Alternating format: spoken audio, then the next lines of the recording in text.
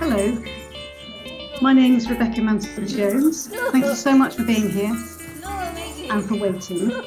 I'm the Artistic Director of Spare Tyre, and we're all very excited because we've been working on this morning, a live recording with lots of assistive technology and Zoom and people all over the place to tell you about our project, We Will Be Happy Here.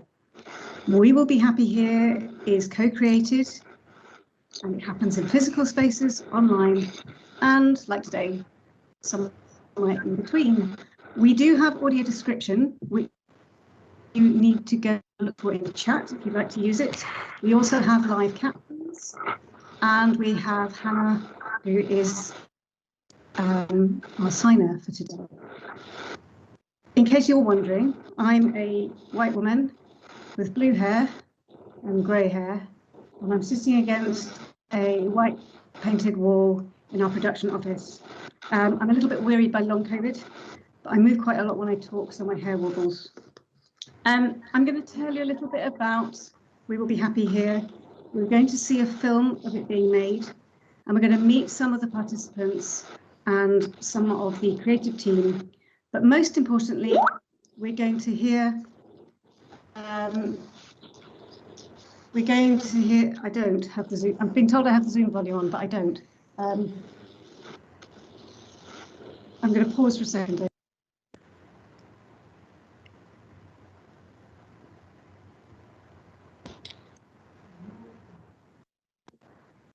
I have a new sound thing, sorry.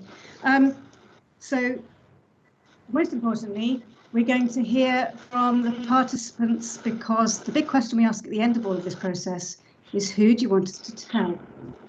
Who do you want us to tell about the manifesto for an equitable world?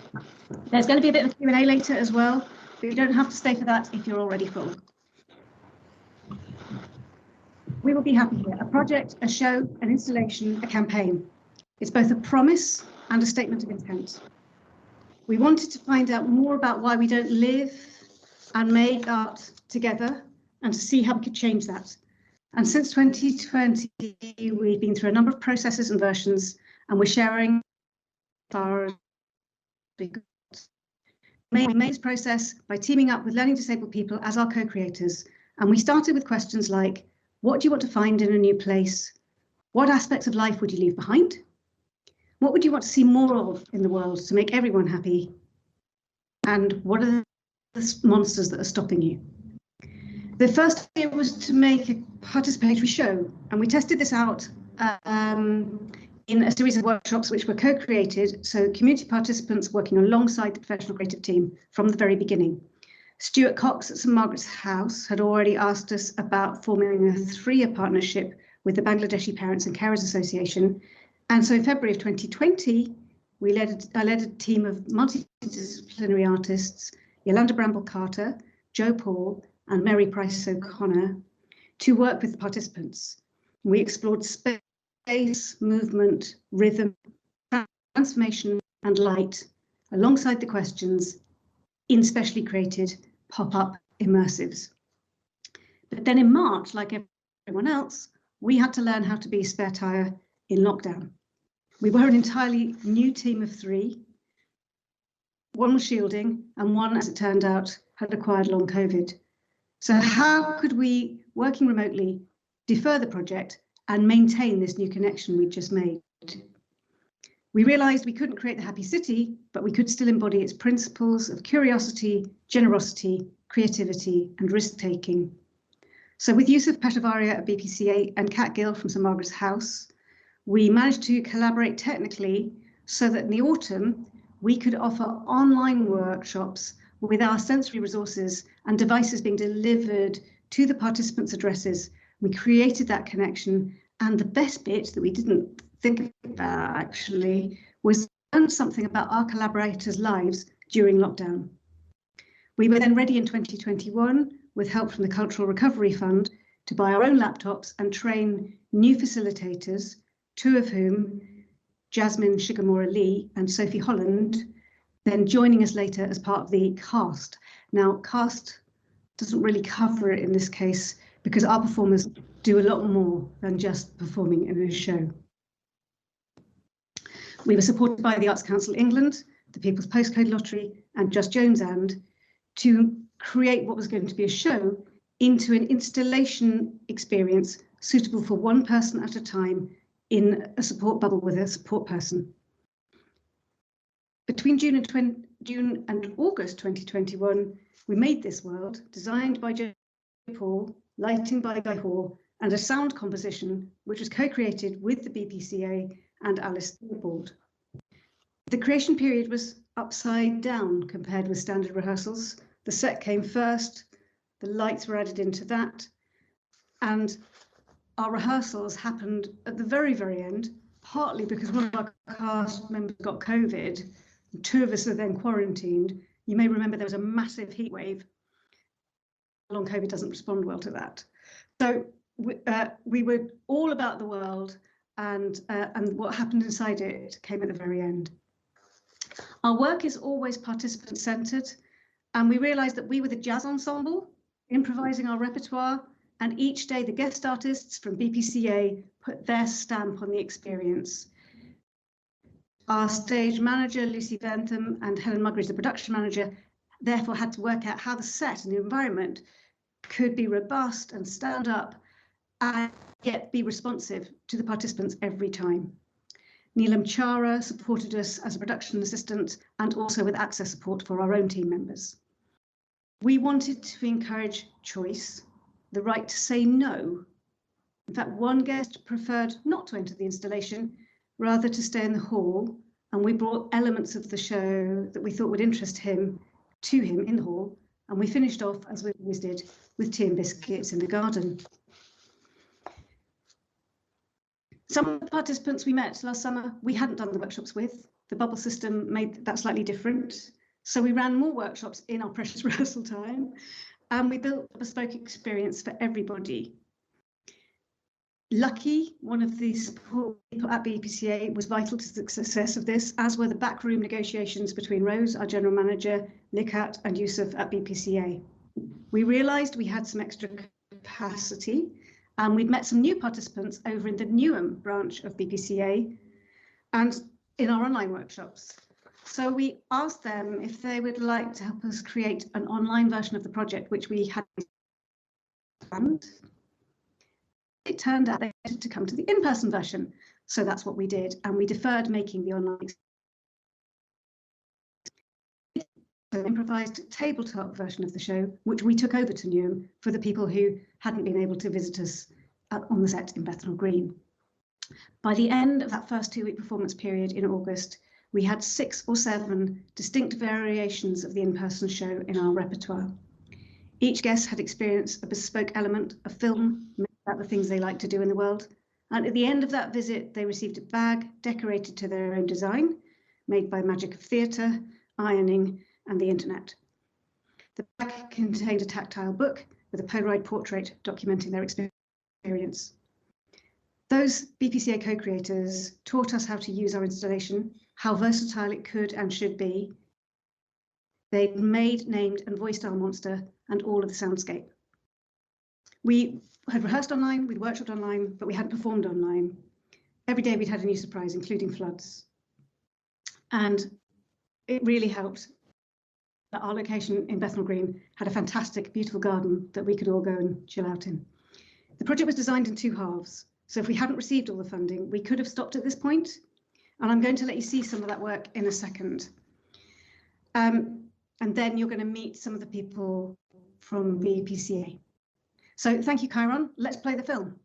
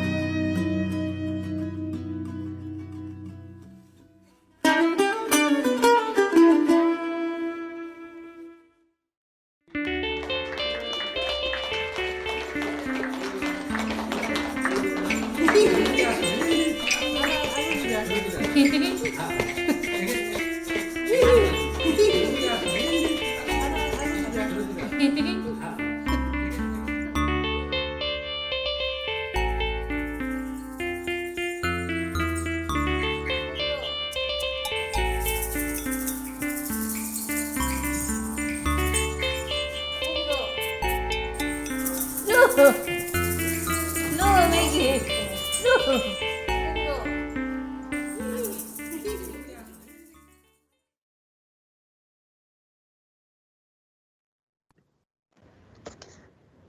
Hello, I hope you enjoyed some of the film, and if not all of it. And it's my pleasure now to introduce Yusuf Peshivario, who's Programme Manager at BPCA. Yusuf, thank you so much for coming today and waiting patiently in our Zoom green room, which means that they haven't seen the film that you've all been watching, which I didn't realise. So, Yusuf, it was so fantastic that we've managed to meet you before lockdown happened. And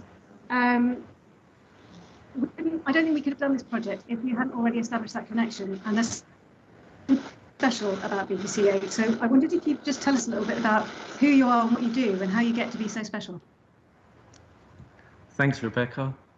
Thanks for that. We're a day centre for adults with learning disabilities and multiple disabilities, and we're based in East London. And we have 2 day centres, one in Bethnal Green and one in Newham. And we started in 1999. And our mission is to promote the well-being and independence of adults with multiple disabilities. And we provide culturally, educational, and well-being programs to enable our users to develop social skills. And we do lots of things with art, drama, and music. So yeah, we love art. Thank you so much. And I should just say that Makarab is with you, and we're going to be hearing from Makarab in a minute. Okay. Can I just ask you a second question? What's about the collaboration with Spare Tyre? What do we bring you that's different maybe from what you're doing? Because you do great things all week already. Yeah, sure. Spare Tyre has been phenomenal. Right from day one, where we met you, Rebecca. I think Stuart introduced us, and we went into our old port cabin in Tower Hamlets, and we were like, yeah, just be creative, do whatever you want, please. And you guys just came in, and I think things like with lighting, with sound, with music and colors, it just transformed the whole room. That port cabin, it completely changed the atmosphere. Staff loved it, participants loved it, and every time we were always excited to see what Spare Tyre would bring with the artists. It really changed our vision as well. Like, we firmly believe that art makes a huge difference to participants. We knew it already did, music, drama, and theatre, but I think working with Spare Tyre really solidified that. Brilliant. Thank you. That's really great to hear. Karen, can we bring both Sarah and Makarab in now to join us in the conversation?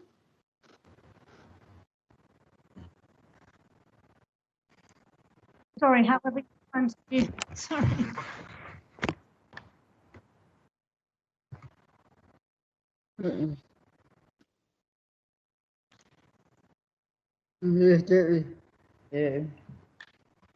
Yeah, okay. So let me explain. Zara and Makarab are 2 of the participants in the Newham branch of BPC.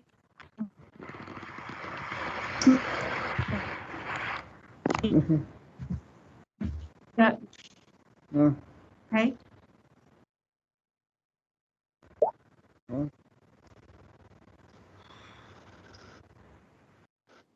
Brilliant.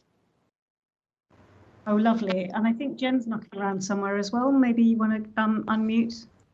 Okay, Jen? Sorry, I haven't introduced you. This is Jennifer Lunn, who's joined the producer in the programme from September onwards. Yes. And Zara, can you give us a wave? Hi. Hello. Makarab, can you give us a wave? Brilliant. Yeah.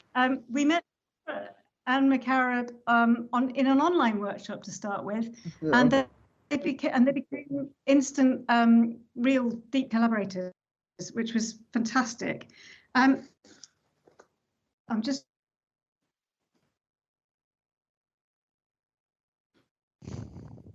Can you tell us, Sarah and Makarab, a little bit about what you enjoyed in the project? You can type it or you can talk as you wish.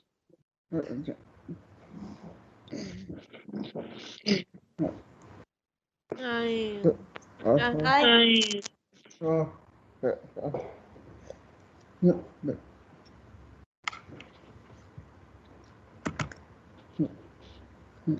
Is it possible to scroll back over what Makarab's written, or is that not a possibility? Brilliant. So Makarab has written, hello, this is me. I am talking. My name is Makarab Chowdhury. I enjoy cycling, bike swimming, colour, pictures, and monster. I know that Makarab is talking about the monster that we have in the show, which was a big hit with Makarab, wasn't it, Makarab? You loved the monster.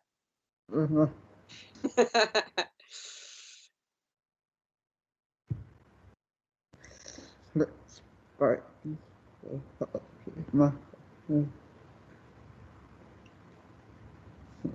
Zara is just typing some things for us now.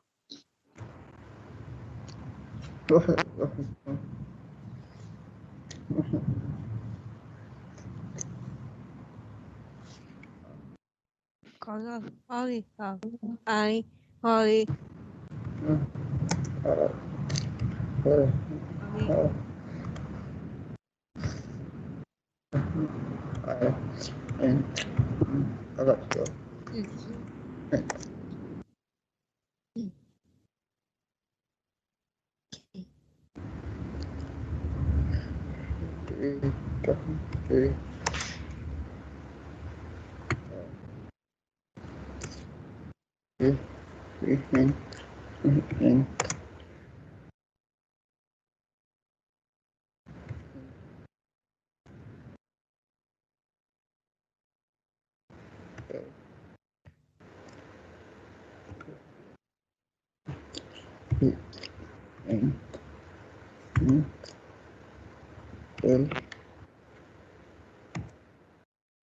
Byron, is it possible to scroll? Because I think Makarov might be typing perhaps further up or down. Thank you.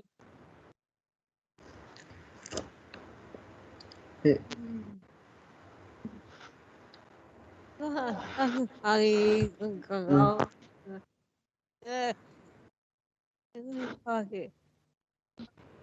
Holly.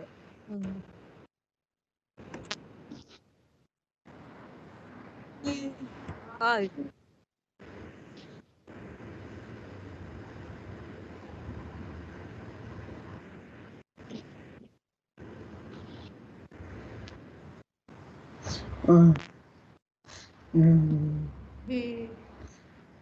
Oh, oh. We're just moving these pages around. The brilliance of technology here is that we're trying to work in rather clever ways. Here we go. So Makarov mentions the scary clown that he likes. He likes drawing and going to Bethnal Green. It's interesting, isn't it, Rebecca? Because am I right that both Makarov and Zara, for them, English is a second language? It's an additional language, yes. So that was another level of the work that we did. Everyone in BPCA is to some degree bilingual, and most of us only spoke English, or we didn't certainly speak Bengali. So we established all our connections on a totally human level. Brilliant. Okay, yeah, Zara had a brilliant time in the cabin where we showed the film, and it's one of my favourite moments too, Zara, because you told us that you enjoy skiing. So I found a film of someone skiing and made it look so like it could have been you skiing down the mountainside. And Yolanda tried to call, but she got it wrong, and you were teaching her how to ski. And I think that was exciting things. Oh yeah, lovely. This is the tabletop version.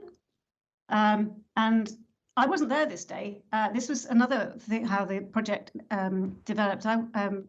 So Lucy, the stage manager, Neelam, and Jasmine created a tabletop version of the show, which we took to Newham. And you can see that Makarov is modelling the cloak. Oh, we've got some different, and you can see Zara here modelling the cloak at the end of the show, which is the sort of a wearable manifesto of the world that we want to be in. You looked amazing in that day, Zara. It was fantastic. And also, when later in that week, when we did the tabletop version, Zara was showing the others how to do this and how to animate the monster when it came out onto the table. So it was a really great moment of when actually our co-creators really stepped up and took over, actually. So we were very excited about that. One question we asked last time we met Makarov was, if we do another project, and Zara, you can answer this too, if we do another project, what would you like us to do? Do you have an idea about that? Hey. Good. Yeah.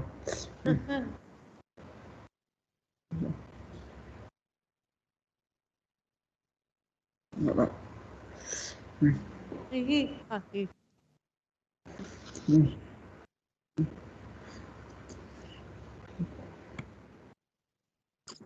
One of the things that I found very interesting meeting the guest artists from BPCA, because obviously that part of the project was before I joined in September, but it was really lovely getting to know them through our evaluation sessions, which Sophie and I will talk about a little bit later.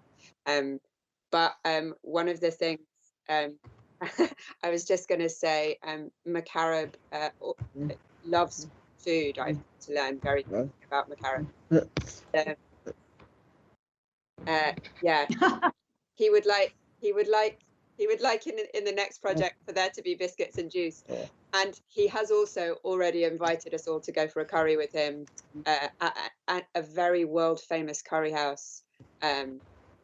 So I am hoping that we can make that happen when COVID restrictions are a little less. And Zara told us last time that she really is looking forward to going shopping again.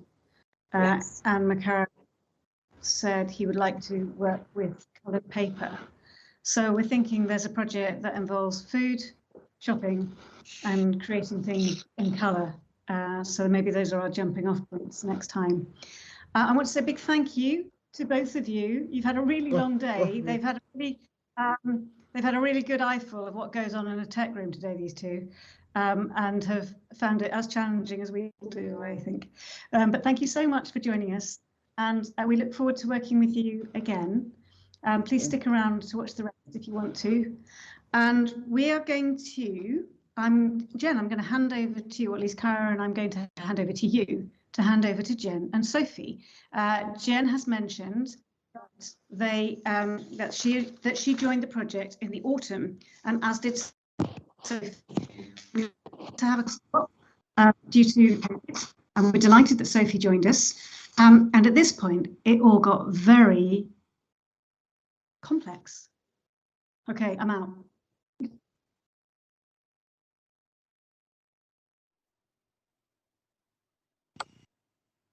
Hi, Sophie. Hello. Hi, everyone. Thank you. So yes, I think, as Rebecca said, we both joined for the autumn leg of the project. And I don't know about you, but I felt like there was a lot of catching up to do, but I also felt suddenly very at home very quickly in the wonderful set and in the company. So I wondered if you would talk a little bit about what your experience was about working with the different partner groups, and what was different and what was similar about the different groups that we work with. Yeah, definitely. Definitely interesting but very exciting time to join, because there was lots new that was changing and developing at that point, but also so much, all of this like really rich, backstory that we came into. So it was an exciting time to join. In terms of the different groups that we were working with at that point, obviously the work that we were aiming towards and the workshops and all of that were very similar. We wanted the same thing with the different groups, but in terms of the ways that we were working, it was very, very varied, just in terms of what different partner groups needed or could facilitate in terms of in-person or online or a bit of both, and those were very, very different. I don't know whether it's worth just going through the different groups and kind of. Yeah, I guess it is like so we our aim in the autumn, we were working with Kingston Mencap, who are based at the Searchlight Centre in Kingston, and that was a group of, am I right, that was about 14-15 people? Yeah, I would say so, yeah. And you ran, so just to sort of explain that Jasmine and Sophie and Rebecca and Lucy, our stage manager, went and ran regular workshops with that group. It was less workshops than we'd done with BPCA, but they were a bit longer. They were sort of 2 hours, weren't they? And it was during those workshops that you guys from Spare Tyre really gathered as much information as you could from that group. I know that there were a couple of participants in that group who were visually impaired. Do you want to talk a little bit about how you adapted the work to work with them? Yeah. So yeah, as you say, we had a couple of participants in that group who had varying visual impairments. We worked in the workshops and in the show. We kind of had to obviously find ways of translating the work into ways that worked for them. So we had these really beautiful mini models of the set that I think initially were just to help with the creation process. And we kind of, thanks Rebecca. Rebecca's holding one up for me. I'm not sure if you guys can see it or not, but no, just very beautiful mini versions of the set, kind of exact replicas. And we basically hacked them up, I'm sure, to the, I don't know, dismay of the person that had made them, and took them with us. So it meant that the participants were able to feel exactly what the set was in miniature, kind of meet it small first and then experience it in real life. We also used clay, grains, and we kind of had to adapt our delivery a lot, obviously, to do a fair bit of audio describing of what was happening, and kind of pitching how much we were talking, and making sure we were audio describing as much as we could, but not overwhelming the space. And then at the end, I really loved the tactile stuff that happened. Yeah. I remember watching, because there's a section in the performance where we ask our guest artists to make a mark, and those guest artists that can see do that by drawing on a big roll of paper, but with our visually impaired guests, they did that either by making something from clay, or with, as you described just then, Sophie, a tray of grains and seeds that it was possible to create patterns in that you could feel. And that for me felt like a really lovely adaptation. I loved that personally. And there were also bits that we kept in for other versions that we hadn't had in before, so it was nice. And so after working with the group in Kingston, we also we wanted to try and test the show online. We wanted to see whether it would be possible to do an online version of the show where Sophie and Jasmine were in the set doing the show, and our guest artists were at home or in a centre watching on Zoom. And we were really fortunate to be able to trial that in two different ways.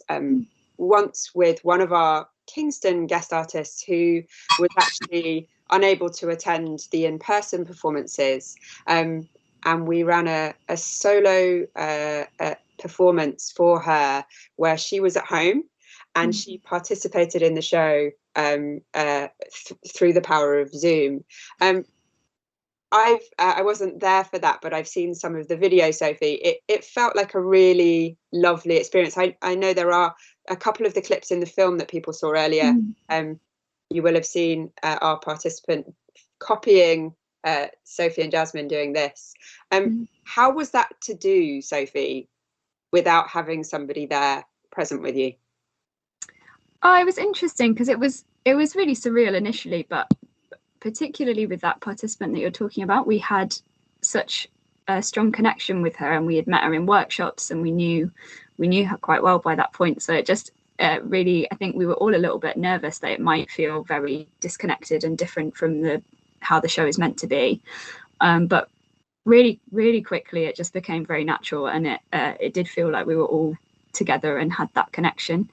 And we sent out those resource boxes to the participants that were joining us online. So they had a box with lots of the props and resources that we meet during the show.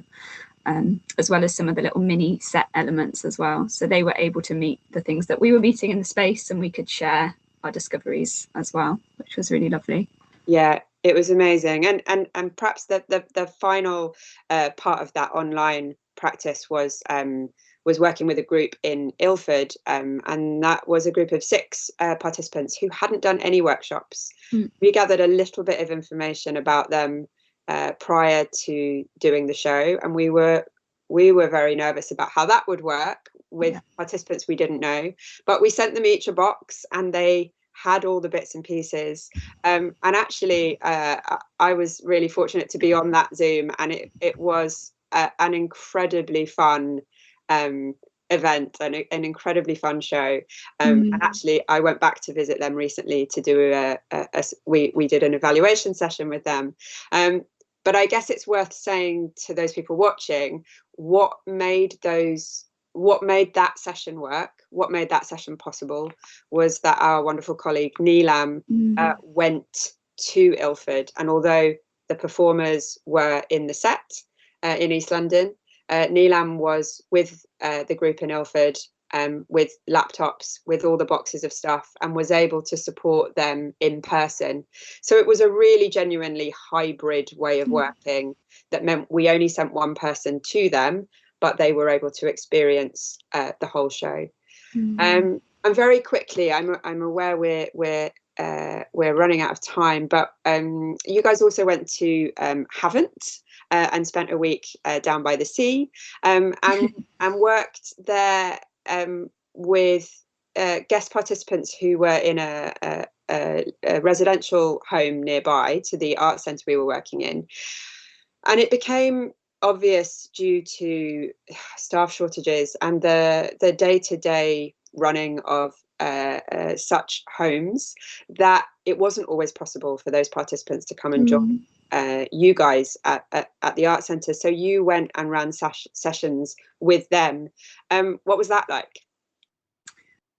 It was really wonderful. I think something that Yusuf said earlier reminded me just what he was saying about transforming the space and we were really lucky we were able to take some lights in and, you know, coloured gels and the sound. So we kind of were able to do a little out of a suitcase version of the show, which just adds to Rebecca's list of versions of in-person and online shows that we have going on. So we were able to take a version out of a suitcase into this home. Which later became really valuable, I think, because during the show week, some of the residents were able to come and experience the show within the set and join us at the centre, but others weren't, as Jen said, just because of staff shortages and some, you know, shielding or COVID concerns. So we felt really grateful that we'd been able to take a version to them, so that everyone had enjoyed some version of We'll Be Happy Here, at least. Yeah, and maybe just before we finish, actually, because I know it'd be great to go on to hear from Jasmine about what we learned, but just on top of that list of all the different ways that we did it, one of our guest artists that we work with in Havant, it was interesting. It was a woman who is a learning disabled person, but also is living with the beginnings of dementia, and suffered from anxiety. And actually, on the day that they were meant to join us for a performance, they weren't able to. And so we took that time as a company to make a short film for her. And we sent her a box and a short film from the set. So again, it was just always about responding to our guest artists, their needs, their situations, and being able to go, okay, what can we use? What can we send? How can we, like you say, Sophie, how can we transform something into a version of this show and this project? Thank you so much. I know we've probably gone on a little longer than we should have done, so we will hand back to the wonderful Rebecca, who's going to introduce the brilliant Jasmine. Thanks.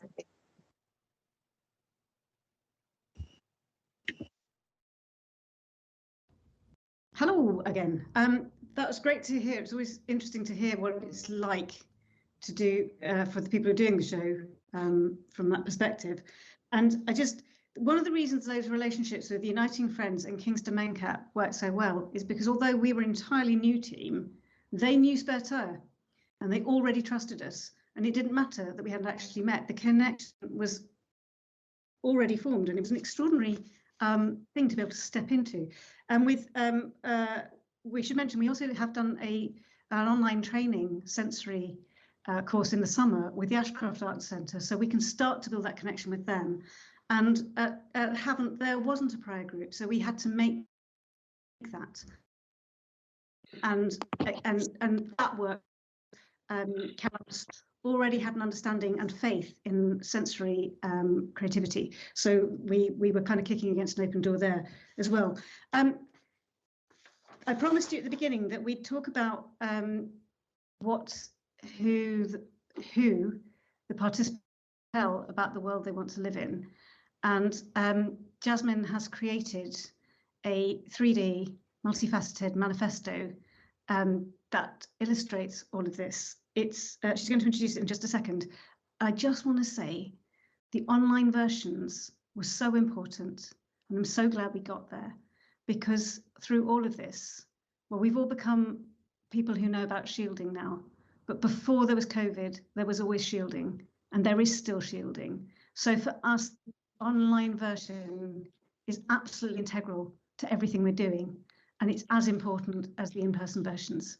Jasmine, would you like to tell us what you've been up to, please? Okay, hello everyone. So as has been mentioned previously, we recently reflected on our process in a series of evaluation workshops called Hey World. So we gathered a lot of information and we decided to document it as a manifesto, and we can now present that to you in a video, if Chiron can play. So here is a cardboard box, and I'm going to take the lid off. And so inside, lots of paper has just unfolded, and right in the center there's a picture of the world, and it says, "Hey world." So in the workshops, one of the first things we explored was, and I'm going to just unravel this swirly black paper now to reveal some text that says, "Monsters in our lives." So here is a picture in brown felt tip pen of a monster, and it is in front of a piece of card that I'm unfolding, and inside we have a list of the monsters in our lives: anger, fear, isolation, arguments, loneliness, danger, ghosts, happy, overwhelmed, lockdown, blood tests, people losing their jobs, people losing their loved ones, being told what to do, when I'm running late for something, when I wanted to be early. And I'm just going to unfold some more, and there's some pictures of green line drawings of monsters around. When I clashed with my partner, waking up early, I don't like change, not seeing my boyfriend, not seeing my partner, COVID-19.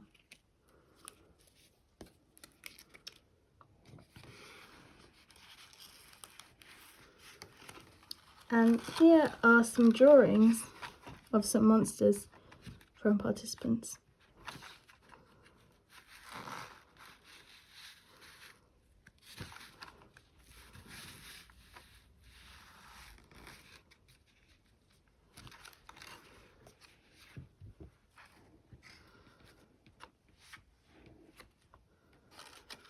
The next thing we looked at after looking at the monsters in our lives was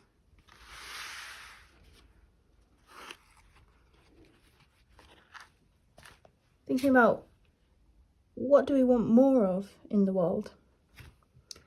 So I'm just unfolding some paper here that has some notes and pictures of things we want more of in the world. Ranubi wants more Bengali music. Azran wants everything, loves everything at BPCA and wants more of that.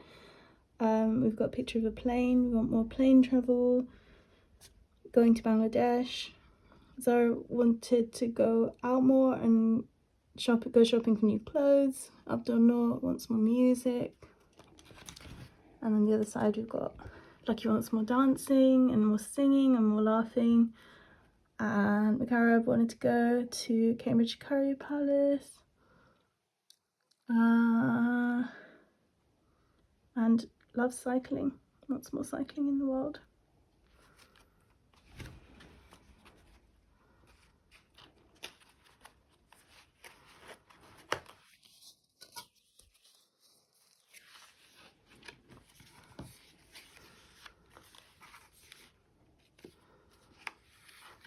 I'm just unraveling some more paper full of different colour writing with even more things we want more of the world. Love, moons, games, life, kindness, happiness, more loving, more music, more hairdressers, more going to the theatre, to clear the coronavirus, more skateboarding, and more socialising, new Prime Minister, following the rules, less litter, no more COVID, new president, shopping outlets. I would like to tell you that I love seeing family, friends, and enjoying life. To make outings and concerts and see more of the world.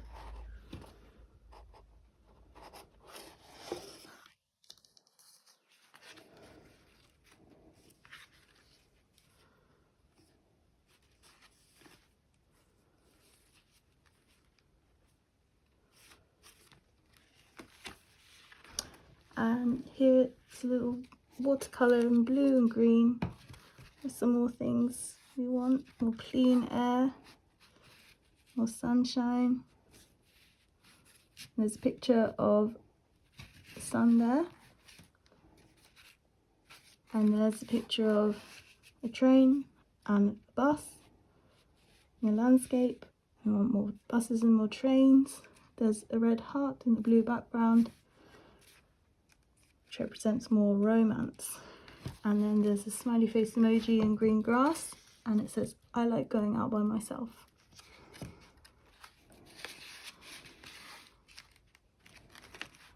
So after we talked about what we wanted more of in the world, we explored who we want to tell. Many of us wanted to tell the Prime Minister. There's a picture of number 10, Downing Street. So we wanted to tell the government in Redbridge, particularly, Boris Johnson and Gary Sharps. We wanted to tell Michelle, Uniting Friends. There's a picture of Michelle there in red felt tip pen. And Lucky from Henna from BPCA wanted to tell Lucky, who's in charge. And I've got two smiley face emojis there.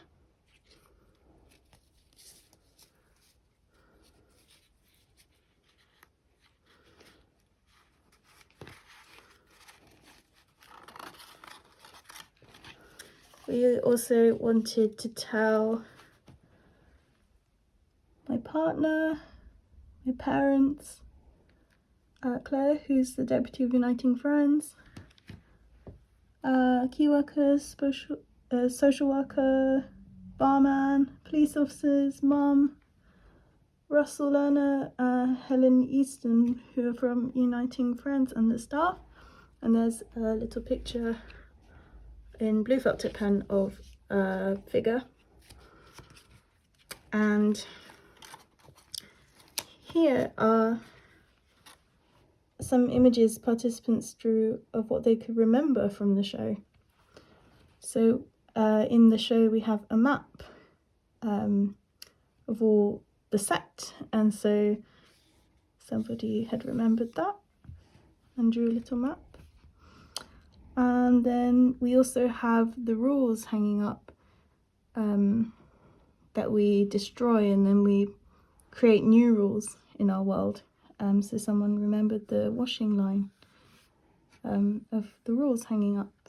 And in the online version, we had some little gift bags that we could hang up on a frame. And so somebody remembered the little gift bags here in green.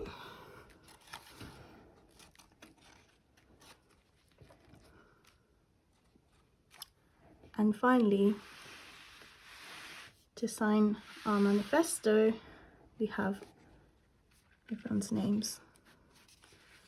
So I'm just unfolding some paper here that has lots of names in all different colours.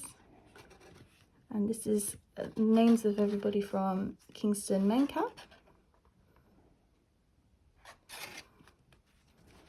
And then we have everyone from BPCA. There, in different colours with some paint as well. And then finally, everybody on some cream paper in different colours from Uniting Friends.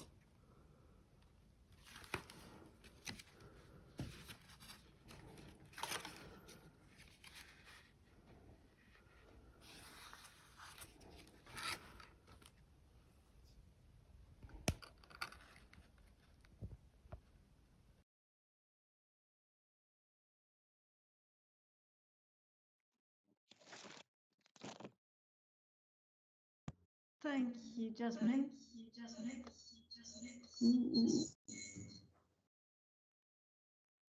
I'm sorry, I've cut my feedback off. You should be able to talk now. I just wanted to say that was great that you did there. We got a great mandate. I think, was it Chris at Uniting Friends who gave us the instructions?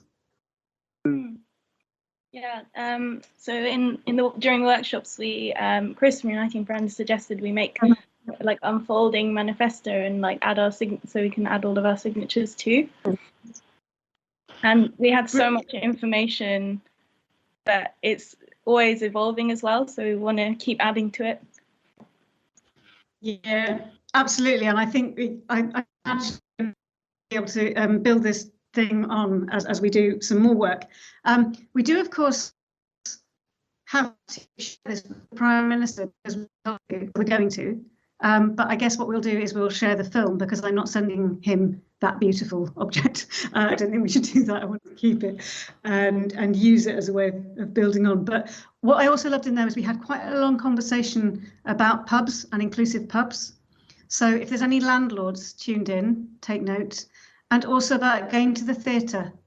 So venue programmers, directors, makers, we need to be building work, creating work or conceiving work with all of these audiences in mind. And the thing that really strikes me about all of this, who do you want to tell and the ideas that want to be told, it's all exactly the same people and all exactly the same sorts of things that anybody else would want. And I think that's in some ways the most obvious thing about We Will Be Happy here is that the things that make us happy are the same, pretty much the same things, whoever we are. I'm going to answer a question that none of you has asked, but I'm sure you're all dying to know, is what's next for We Will Be Happy here and the Happy City? Well, gentle people, I am very pleased to tell you that we are going to build the Happy City again as part of the London Borough Culture in Lewisham, where we're based and where I live, and I'm very, very pleased. We're going to be doing that from pretty much now until May. So if you know anybody who'd like to take part, please get in touch with us. And we will be repeating a version of this experience as well at the end of that. We hope as an in-person event at the Albany with an online element too. So hints, tips, tricks and protests are also welcome if you would like to feed back to us. Chiron, I'm aware of time and people needing to leave. Anybody would like to ask a question in the Q&A or the chat, now would be a good time to do it. And maybe now would be a good time to bring everybody into the screens. Thank you very much. You've been fab-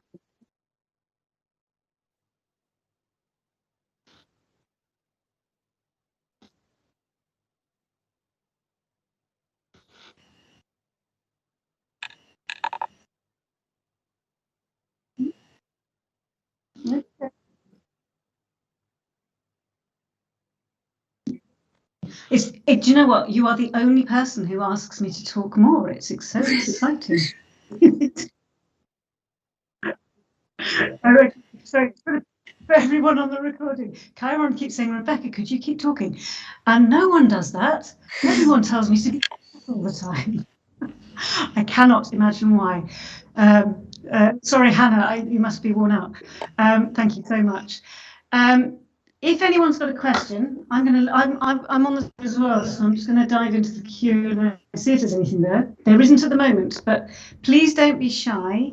I don't need to quote you if you just want to ask a question or make a comment.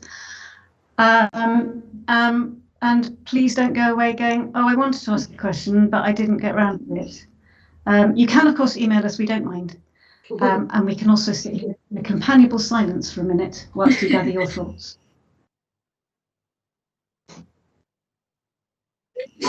We have an upside down Sophie. Wow.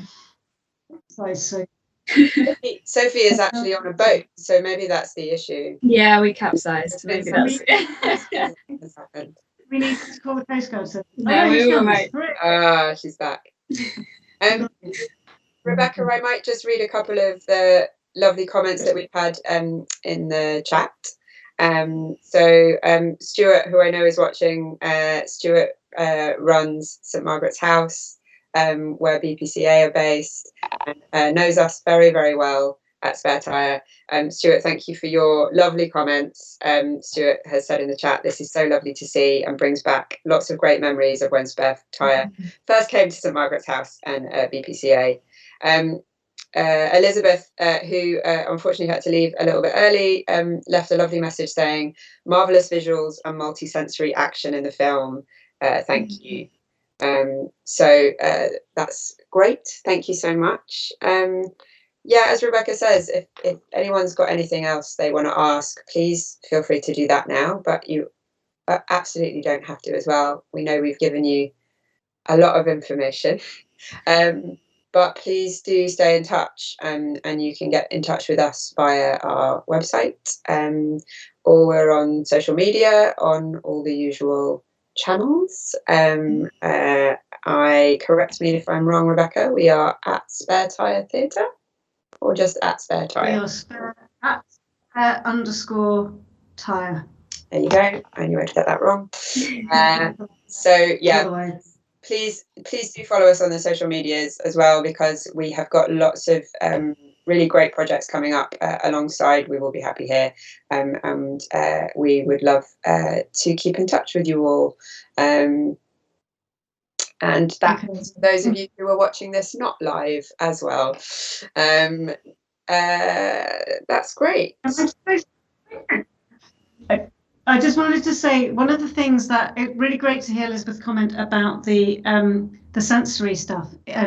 Just before we started the work with with BPCA in the Guyama project, which is our 3-year project running with them, I was in a webinar where somebody categorically said you can't do sensory work online. We were about to start the next day, so I thought, well, we have to do that long, and it isn't automatic.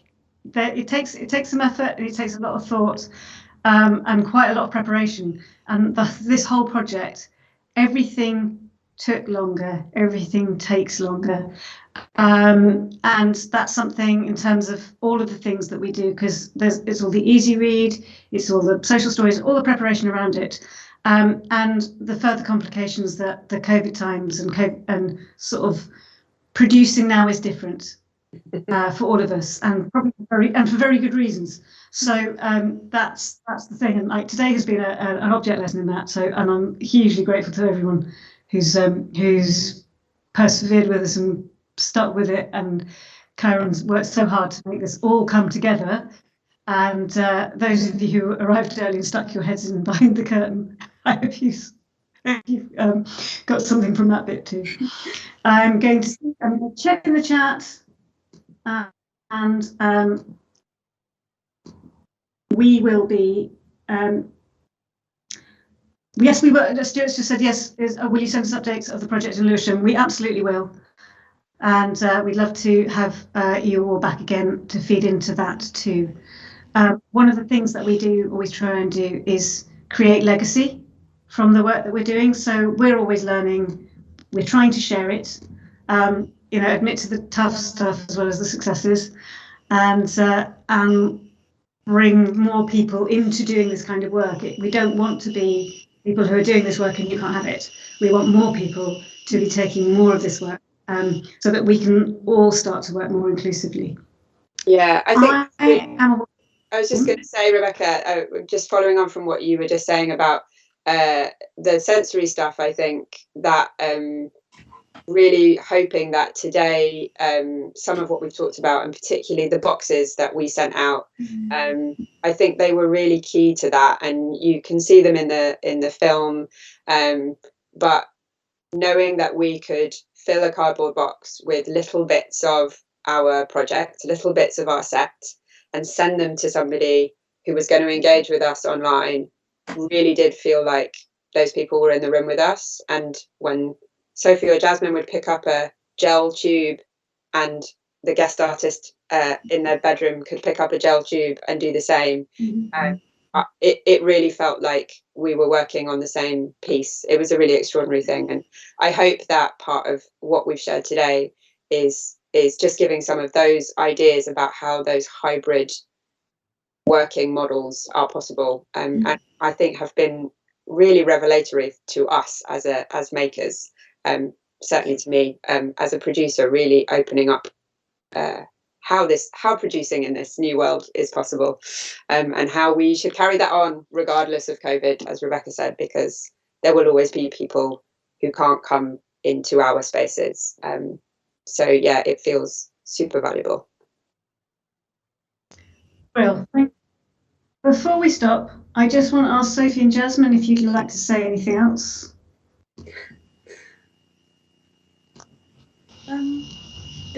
Yeah, thank you everybody for listening, and looking forward to the future and seeing how things develop from everything. Yeah, similar. I think there's always things that you feel like you haven't said, but I think between us, hopefully we've shared elements of everything that we needed to and wanted to. So I don't think there's anything for me to add, but thank you for coming. Brilliant. Okay, I think we're going to let everybody relax and have a cup of tea, because that's how we usually finish. Kyra, a little bit of music on maybe, and we can let people trickle out slowly. I don't know whether we've got that for. Lovely.